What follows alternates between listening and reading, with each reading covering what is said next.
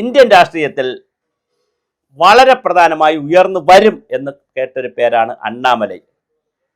എന്താണ് അണ്ണാമലയ്ക്ക് സംഭവിച്ചത് തമിഴ്നാട് രാഷ്ട്രീയത്തിൽ? അണ്ണാമല വലിയ ഹൈപ്പ് ഉണ്ടാക്കുകയും ചെയ്തു. വലിയൊരു ഹൈപ്പാണ് അണ്ണാമല തമിഴ്നാട്ടിൽ ഉണ്ടാക്കിയത്. പക്ഷേ ദ്രാവിഡ രാഷ്ട്രീയവുമായി അണ്ണാമലയ്ക്ക് പൊരുത്തപ്പെട്ട് പോകാൻ കഴിഞ്ഞില്ല. അണ്ണാമല സിനിമാ നടനുമല്ല. അതുകൊണ്ട് ദ്രാവിഡ രാഷ്ട്രീയവുമായി പൊരുത്തപ്പെടാൻ കഴിയാത്തതുകൊണ്ട് അവിടുത്തെ ദ്രാവിഡ നേതാക്കളുമായിട്ട് പിണങ്ങുകയും ചെയ്തു.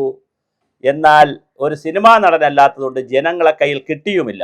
വിജയുടെ ഏറ്റവും വലിയ പ്രത്യേകത, വിജയ് ദ്രാവിഡ മുന്നേറ്റവുമായി നിൽക്കുന്ന ആളല്ല. പക്ഷേ എങ്കിലും വിജയ്ക്ക് കിട്ടിയൊരു അഡ്വാൻറ്റേജ് വിജയ് സിനിമാ നടനാണ്. അപ്പം അണ്ണാമല സിനിമാ നടനുമല്ല, അതേസമയം ദ്രാവിഡ മുന്നേറ്റക്കാരുടെ കയ്യിലെടുക്കാനും പറ്റിയിട്ടില്ല കൂടെയുള്ള നേതാക്കളെ. അങ്ങനെ വന്നപ്പോൾ അദ്ദേഹത്തിന് BJP-ക്കകത്ത് അനഭിമതനായി. അദ്ദേഹം ഇപ്പോൾ രാഷ്ട്രീയം വിടുന്നു എന്നാണ് കേൾക്കുന്നത്. 2 ഓപ്ഷനാണ് കേൾക്കുന്നത്. ഒന്ന്, ജൂൺ മാസത്തിലെ ദേശീയ തലത്തിലുള്ള പുനഃസംഘടന നടക്കുമ്പോൾ അണ്ണാമലയ്ക്ക് കേന്ദ്രമന്ത്രി സ്ഥാനമോ ദേശീയ രാഷ്ട്രീയത്തിലുള്ള ഓർഗനൈസിംഗ് സെക്രട്ടറി പോലുള്ള പ്രധാനപ്പെട്ട സ്ഥാനമോ കിട്ടിയില്ല എങ്കിൽ അണ്ണാമല തീർച്ചയായിട്ടും ഒന്നുകിൽ വിജയുടെ കൂടെ പോകും, അതിന് ഉപമുഖ്യമന്ത്രിയാകുമോ അത് ആഭ്യന്തരമന്ത്രിയാകുമോ, വിജയുടെ കൂടെ പോകും. എവിടെയെങ്കിലും നിന്ന് ജയിപ്പിച്ചാൽ മതിയല്ലോ. അല്ലെങ്കിൽ പുതിയ പാർട്ടി ഉണ്ടാക്കും. അങ്ങനെ വിജയ് മുന്നണിയിലേക്ക് പോകും. കാര്യം തമിഴ്നാട്ടിൽ ഇപ്പോൾ DMK മുന്നണി, BJP മുന്നണി, NDA മുന്നണി, വിജയ് മുന്നണി ആയിക്കഴിഞ്ഞു. കാര്യം വിജയുടെ കൂടെ CPM ഉണ്ട്, കോൺഗ്രസ് ഉണ്ട്, ലീഗ് ഉണ്ട്, പിന്നെ അവിടുത്തെ വേറൊരു പ്രാദേശിക പാർട്ടി ഉണ്ട്. അപ്പം 4 പാർട്ടികളെയും ചേർത്ത് വിജയ് 5 പാർട്ടികളാണ് ഇപ്പോൾ തമിഴ്നാട് ചേർത്ത് ഭരിക്കുന്നത്. 110 സീറ്റ് പിന്നെ വിജയ്ക്കുള്ളൂ. 118 സീറ്റുണ്ട്. 8 സീറ്റ് പുറത്തുനിന്നെടുത്താണ് ചെയ്തിരിക്കുന്നത്. 108 സീറ്റേ ഉള്ളൂ. 10 സീറ്റ് പുറത്തുനിന്നെടുത്താണ് ചെയ്തിരിക്കുന്നത്. അപ്പോൾ അതൊരു മുന്നണി രാഷ്ട്രീയമാണ് തമിഴ്നാട്ടിൽ പോകുന്നത്.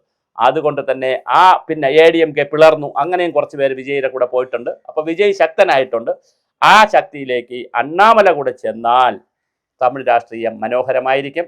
മുന്നണിയുടെ രൂപത്തിൽ ഒരു പാർട്ടിയായി അണ്ണാമല ചെന്നാലും, അതല്ല അണ്ണാമല വ്യക്തി എന്നുള്ളതിൽ അങ്ങോട്ട് ചെന്നാലും, വിജയ് മുന്നണിയിൽ ചെല്ലുകയാണെങ്കിൽ തമിഴ് രാഷ്ട്രീയം വളരെ ശക്തമാകും.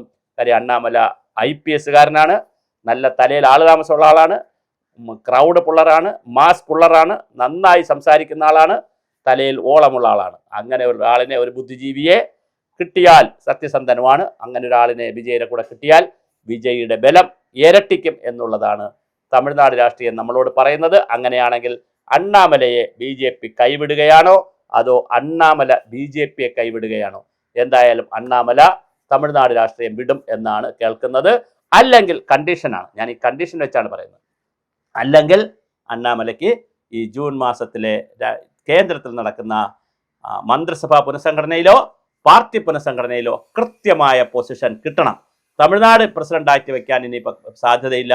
അതുകൊണ്ട് കേന്ദ്രത്തിലേക്ക്, ഏതെങ്കിലും ദേശീയ തലത്തിലേക്ക് കൊണ്ടുപോകാൻ സാധ്യതയുണ്ട്. അങ്ങനെ കൊണ്ടുപോയിട്ടില്ല എങ്കിൽ തീർച്ചയായിട്ടും അണ്ണാമല കളം വിടും.